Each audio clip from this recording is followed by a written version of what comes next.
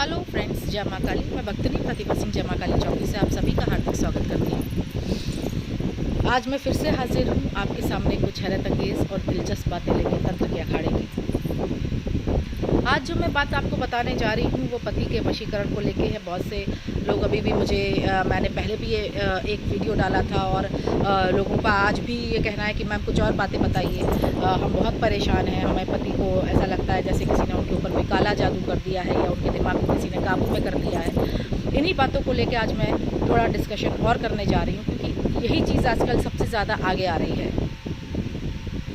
देखिए, अगर आपके पति के ऊपर ब्लैक मैजिक कर दिया है या उनके दिमाग को किसी ने कंट्रोल कर लिया है, आपको ऐसा लगता है कि आपके और उनके बीच में नहीं बन रही है, पटरी नहीं खा रही है, तो सबसे पहले आप उनका एक काम कीजिए, अपना और उनका एक फ़ोटोग्राफ ले और उसे लाल कपड़े में लपेट ले। लाल रुमाल हो या लाल कपड़ा हो, उस फ़ोटो को रख के उसमें लाल कपड़े में उसको चारों तरफ से ढक के माँ दुर्गा की फ़ोटो के आगे या माँ काली की फ़ोटो के आगे या शिव परिवार की फ़ोटो तो भी चलेगा, उस परिवार की फ़ोटो के आगे रख दें और उसको थोड़ा सा सिंदूर छिड़क दें। ऐसा करके रख दें आप मंदिर में और दिल से कहें, माँ हमारे सुहाग की रक्षा करो, हमारा ये जोड़ा बना रहे, मेरे पति को मेरे पास वापस लाइए। घी की जोत जलाएं, धूपबत्ती जलाएं, सब सती का पाठ नित्य नियम से करें। सब सती इसमें ब्रह्मास्त्र का काम करती है, आप ये बात जान लीजिए। आपको सब सती के पाठ में कवच, कीलक, अर्गला सूत्र, सिंधु कुंजिका, क्षमा प्रार्थना तो नित्य नियम से पढ़नी ही पढ़नी है। और जब भी आप पढ़ें, आप एक बात जान लें कि आपको दिल में यही बात रख के पढ़ना है कि आपका सुहाग आपके पास वापस आ जाए, आपका जोड़ा फिर से बने, घर की कलेश शांत। इसमें तंत्रोक्त सुक्तम भी कर सकती हैं आप अर्गला सूत्र के बाद, और सिद्ध कुंजिका से पहले तंत्रोक्त सुक्तम भी कर सकती हैं, उसको पढ़ें। उसके बाद सिद्ध कुंजिका पढ़ें, उसके बाद क्षमा प्रार्थना पढ़ें। यानी कवच, कीलक, सिद्ध कुंजिका, अर्गला सूत्र, तंत्रोक्त सूक्तम और उसके बाद सिद्ध कुंजिका, क्षमा प्रार्थना। ठीक, इस तरह से करें। सोमवार को खीर का भोग लगाएं, वो फ़ोटो वहीं रखा रहने। एक लोटे में जल ले लें, वो मंदिर में रखें, उसको काले कपड़े से और लाल कपड़े से और लाल डोरे से बांध के वहीं रख दें। उसी जल को नित्य नियम से अपने पति को पिलाएं, खुद भी पिए, बच्चों को भी पिलाएं। प्योरिटी आती है ऐसे।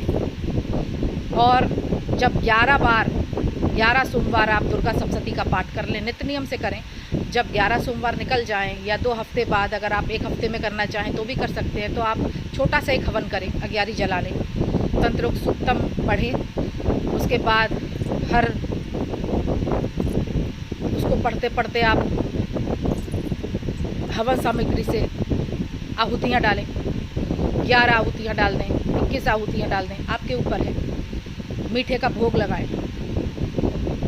सफ़ेद बर्फ़ी चढ़ा दें, खीर चढ़ा दें बना के, हलवा चढ़ा दें माता को, चारों तरफ जल छिड़क दें। हो सके तो बीच बीच में गरीब बच्चों को दान दें।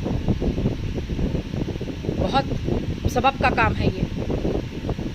थोड़ा सा अनाज, चाहे कच्चा हो चाहे पका के, अगर आप पका के खिलाना चाहें तो हलवा और चना और पूड़ी खिला सकते हैं। अभी तो वैसे माहौल अच्छा नहीं चल रहा है, तो आप कच्चा ही अनाज दे दें उन्हें तो भी चलेगा।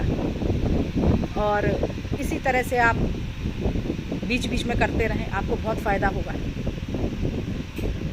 मैंने पहले भी इस चीज़ को लेके काफ़ी कुछ बताया है।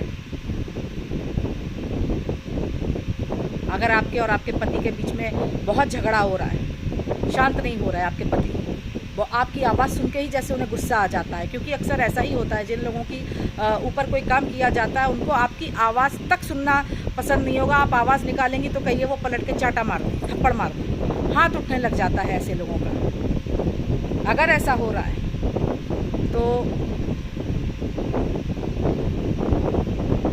हर बृहस्पति को और रविवार को उनके ऊपर से 14 जोड़ी लौंगे, 7 इलायची उतार के सीधी तरफ से 7 बार क्लॉकवाइज उतार के सर से लेकर पैर तक चौराहे पे जाके बड़े गुस्से में फेंक के आइए। जाओ, जहाँ से आए हो वहीं चले जाओ। ये काम आप कीजिए, आपको असर निश्चित देखने को मिलेगा।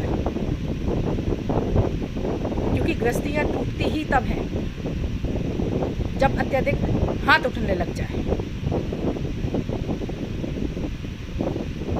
अगर किसी को अपनी गृहस्थी बचानी है, लोगों के फ़ोन आते हैं, माता जी मेरी बीवी मुझे छोड़ के चली गई। अरे क्यों हाथ उठा दिया जो छोड़ के चली गई? बात ज़ुबान से भी तो हो सकती है। और अगर हाथ उठाने की इतनी ही आदत है तो क्यों ब्याह के ले आए उसे?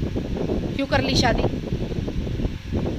ये कभी नहीं सोचना चाहिए कि हमने शादी कर ली है, अब हमारे बच्चे हो गए तो हम स्त्री के साथ कुछ भी करेंगे उसे झक मार के रहना पड़ेगा। गलत। अगर औरत अपने पे आ जाए तो शांत नदी के समान होती है, और अगर औरत अपने पे आ जाए तो एक सैलाब की तरह होती है, 2 मिनट में घर गृहस्थी उजाड़ के रख देगी। इसलिए किसी भी स्त्री के ऊपर हाथ उठाने से पहले एक नहीं 1000 एक बार सोच लीजिए कि अगर वो अपने पे उतर पड़ी तो वही चंडी है, वही काली है, वही दुर्गा का रूप है। किसी को इतना मजबूर भी मत किया कीजिए कि उसकी आह आपके साथ जन्म खा जाए। औरत की आह में बहुत बड़ी ताकत होती है, पत्थर को, चट्टान को चीर के रख देती है वो। और याद रखिए, आपके किए हुए कर्म आप इस जन्म में ही भोग के जाएंगे। कहीं ऊपर जाकर फल नहीं मिलना, कुछ सालों बाद यहीं मिल जाएगा। इसलिए अपनी पत्नियों को बहुत बाइज्जत रखिए, कायदे से रखिए, आप अपनी गृहस्थी बना के रखिए। आज आपकी हाथापाई से आपके बच्चों पर भी गलत असर पड़ेगा, ये सोच समझ के रहिए। मेरा तो सभी के लिए दुआ है, सभी बच्चों के लिए मेरी दुआ है कि सबके जोड़े बने रहें, सब सदा सुहागिने रहें, सब अपने अपने पतियों के साथ, जोड़ों के साथ आराम से अपना जीवन बिताएं, सबका जीवन सुखमयी हो। मेरी ये दिल से दुआ है आप सबके लिए। मैं इसीलिए अनगिनत उतारे, अनगिनत जानकारियाँ लेके आप लोगों के सामने आती हूँ कि अगर मेरी एक भी जानकारी से किसी एक की गृहस्थी बच सके तो बच जाए। बहुत बड़े सबब का काम होता है ये, इससे बड़ा सबब कोई नहीं कि किसी का जोड़ा बना दो। इससे बड़ा सबब कोई नहीं कि किसी की उजड़ी हुई गृहस्थी को बचा दो। जो मैं बताऊं वो करके देखिए, आपको फ़ायदा निश्चित होगा। मेरी सारी दुआएं, मेरे सारे आशीर्वाद आप लोगों के साथ हैं। मैं भक्तिनी प्रतिभा सिंह, जय मां काली चौक से। जय मां काली।